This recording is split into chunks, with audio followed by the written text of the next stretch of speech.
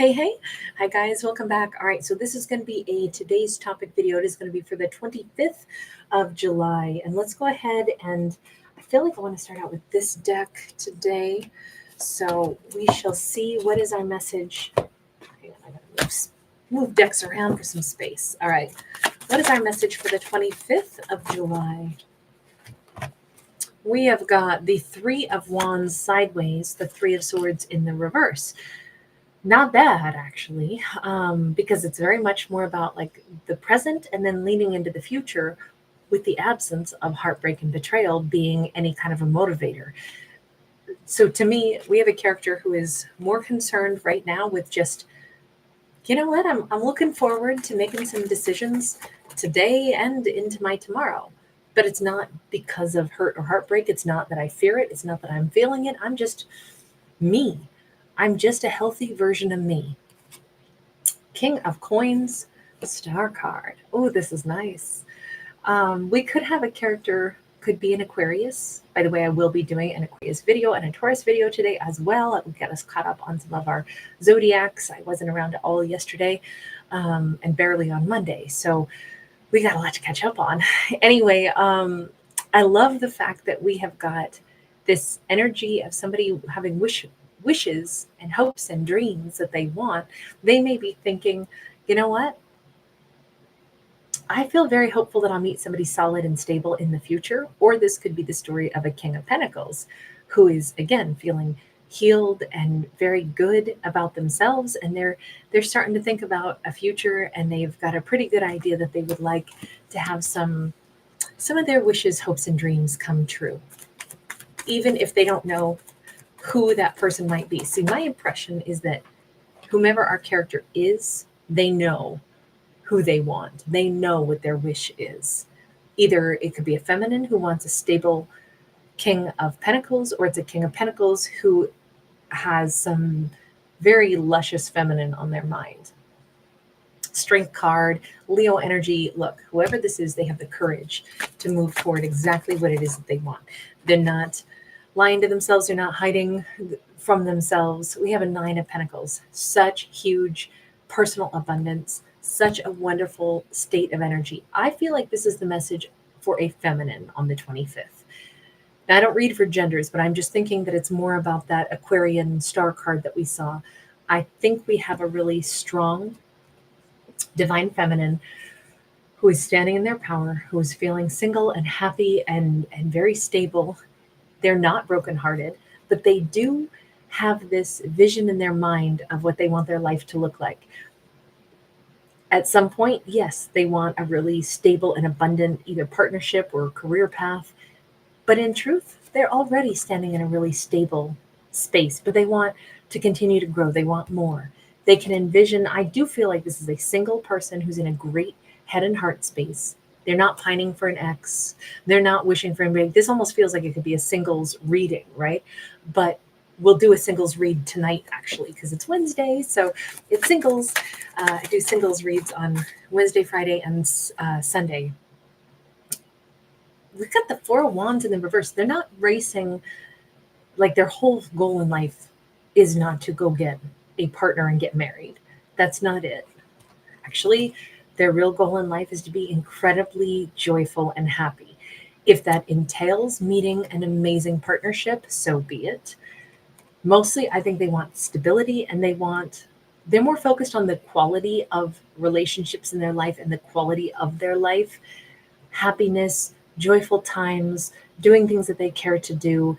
In this case, with the Six of Cups, it's also about meeting soulmates or having a soul group. I don't know that it has anything to do with wanting an ex to come back into their life. I don't think that that's what this character is focusing their energy on, because they're not focusing on, I got to go find a person and go get married to them. That is not what their underlying goal is. Their underlying goal is great happiness, the correct connections with stable individuals that feel like soulmates. I think it's a much happier, healthier way to be. So let me just go back to our very opening two cards, which said the message for the 25th is a character is at a place of calm inside their own heart, looking forward to their future. but not to the detriment that they don't even pay attention to their present, right? They're very present, but they also kind of have a smile in their mind about the upcoming future. And this is because they've healed from hurt and pain. And I do just want to address that for a moment because it's such a great message. You know, when a character can heal from hurt and pain, that's always fantastic. But let me just ask about that. Okay, so Lover's card sideways. They're not thinking about an ex anymore. Once upon a time, I'm guessing they probably heavily thought about an ex. Maybe it was really painful to think about an ex picking someone instead of them. And now they're like, you know what? If my ex needed to be with someone other than me, if they wanted some other lover, I'm glad they picked the other lover because I'm not really an option. And honestly, if you have those emotions for somebody else, then you're probably not with me for the right reason, or maybe you shouldn't be with me at all. There's something here about if I knew that somebody wanted someone other than me, then that right there makes me not want them. So it's kind of a self fulfilling wrap up. I don't have to worry about it. Knight of Wands. It's so freeing. And we have these peacock feathers in her hat. She has a real sense of pride. Now, this could also have been a different way for our feminine to understand a relationship. They may have been the person that was the third party and they didn't know it, but now as they reflect on it and they're like, you know what? That person who made me the secret third party. The fact of it is, I'm not the one who has to carry the guilt for that. I am free of that. With the Knight of Wands, if they came rushing into my life, if they wanted to be my lover, even though they shouldn't have been, that's on them. But I personally was the one they seemed to not be able to keep their hands off of. That is something that, yeah, I know they were crazy about me. That's how it is. It's not that she's gloating saying, oh, see, they were with somebody, but they cheated with me. No, no, no, no, no. This is a character who actually has personal self-confidence. But they also are not lowering themselves by acknowledging that sometimes lovers don't stay for a variety of reasons, and that's okay. I don't hold on to people that aren't supposed to be mine. If somebody made me their secret third party and I found out about it, you know what? I can let you go. I get it. You made the mistake. You did something because you thought I was oh so hot you couldn't stay away from me. That's your failing though. That's you being unfair to your other partner. I'm not holding that and making it let myself feel bad because I'm not the one who did this. I didn't know I was even the third party. I can release this. I can let go of heartbreak and betrayal because I didn't cause it. I'm letting this go. This isn't mine to carry. And I think a character not carrying that is huge. And realizing you had to try to get me or hold on to me even if you shouldn't have. Well, that's because you really wanted me. Okay, I get it. But you still can't have me on those terms. But I can let this go. We have the Fool, we have the Page of Pentacles. Our character is simply ready to take this jump into the next chapter of their life. They are not heartbroken.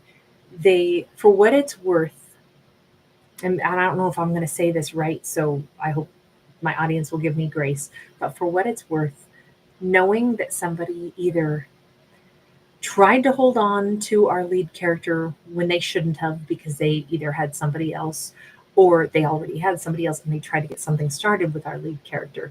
That is a bit of a thing that helps our character to get over this heartbreak or this betrayal because they're like, I was the irresistible thing to you. I was the thing you didn't want to let go of, or I was the thing that you shouldn't have reached out for, but you did because you had no self-control. But you know what? I get it. You really wanted me for your own selfish purposes, perhaps, or whatever the situation was, but you really wanted to hang on to me. You know what? I do know that I'm valuable. I know it without recognizing it that way, but why does anybody have that Lover's card sideways? You know, why did they reach out and try to hold on to me at all? Because I was valuable.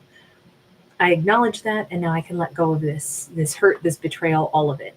And maybe that acknowledging that wraps this up in a way where it's like, it's not like, ooh, I feel better about myself because you wanted to cheat, or hold on to me and not let me go and still have somebody else on the side. But, again, who's the most valuable person in this equation? Well, basically our lead character. That's why somebody was trying to hold on to them when they shouldn't have, or get with them in the first place when they shouldn't have. And I think that sense of acknowledgement, it changes something. It allows our character to let go of that hurt a lot faster. So again, maybe I didn't say that very gracefully, but our lead character was a tasty snack that they did not want to let go of. That's for sure. And our character knows that. And that is something that helps let go of the hurt or the insult even that they otherwise might have felt by acknowledging that truth. And now here they are, just simply ready to move into the next chapter of life. Look, I don't even want to think about that ex anymore. I don't care anymore.